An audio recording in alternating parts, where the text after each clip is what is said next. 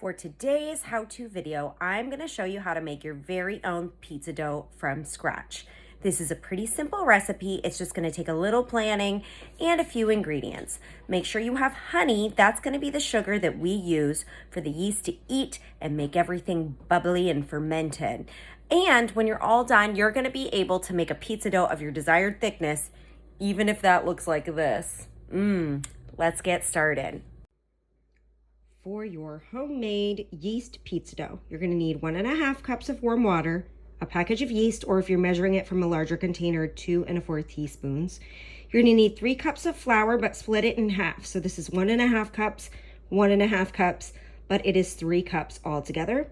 Also a teaspoon of salt and a tablespoon of honey. Now with our warm water, remember when we're trying to ferment yeast, we want it to be hot to the touch, but not so hot that it's going to burn us. Otherwise it will kill our yeast. The very first step here is you're going to take your yeast, put it in your warm water, and let it ferment. You're going to want to stir this up real quick, and then just let it sit there. You're going to see it start to bubble up, and that's when you're going to be ready to move on to the next step. All right, my yeast is fermented. The first step in this recipe is that we're going to put 1/2 of our flour. Remember, that was 1.5 cups. And then we're going to pour our fermented yeast in here.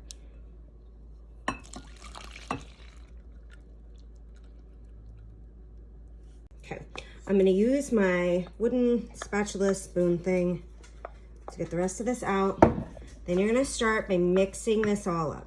So far in our bowl, we have our water, we have our fermented yeast, and we have our flour. So we're mixing that up. The next thing I'm going to do once this is all mixed up is I'm going to add in my salt and my honey. Then I'm going to mix that up. Lastly, I'm going to put in the remainder of my flour, so that last 1.5 cups. Once I do that, I'm going to knead it. This one I'm actually going to knead by hand, just to show you guys that you don't always have to have a standing mixer.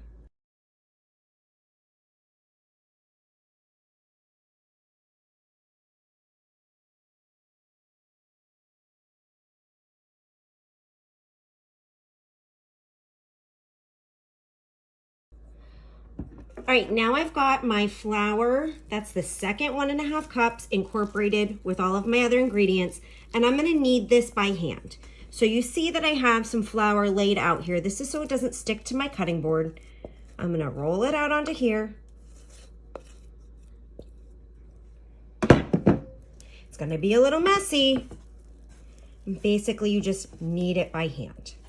While you're kneading this by hand, you might want somebody to wash out that bowl that you started in, because what you're going to end up doing is spraying that with some oil or rubbing it down with some oil and letting your yeast dough or the pizza dough rise in that bowl.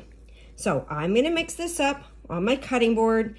I'm going to be honest, I hate doing it with my hands. This is nothing but love for you guys. Then I mix it up until it's one nice cohesive dough. I'm going to wash my glass bowl. I'm going to spray it with some vegetable oil or some cooking oil. And then I will show you what the dough looks like right before you let it rise. Okay, I have my dough all kneaded. I washed out my original bowl. You don't have to do it in the same bowl, but I figure less dishes to do at the end. I sprayed it with some cooking spray. Then I put my dough in the bowl. Now, you can put like a wet tea towel over this, but I have too many animals and little people running around my house, so I usually put some plastic wrap over. Now you have to wait.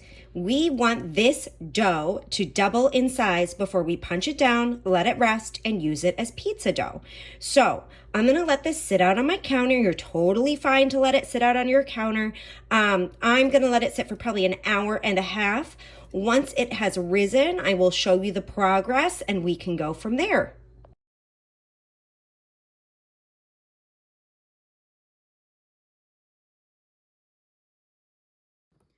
I have let my dough rise. It has doubled in size at least. I took the plastic wrap off the top, and now I'm going to punch it. That's going to let any big air bubbles come out. So I'm going to use a little bit of assistance. Go ahead and punch it. Okay. Now you're gonna see it's gonna kind of decrease in size. A lot of those big bubbles are gonna come out. Then what I'm gonna do is I'm gonna roll it out, and then I am gonna use this dough to make a pizza for my family.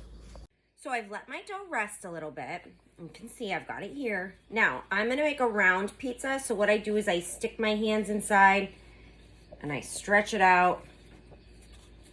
Gotta move quickly. I'm gonna stretch out a little bit, then I'm gonna stick it on my pizza pan. I've actually put some cornmeal on my pizza pan first because I like the way that is on the bottom. You don't have to do that, but I'm gonna show you what it looks like once I get it on my pizza pan.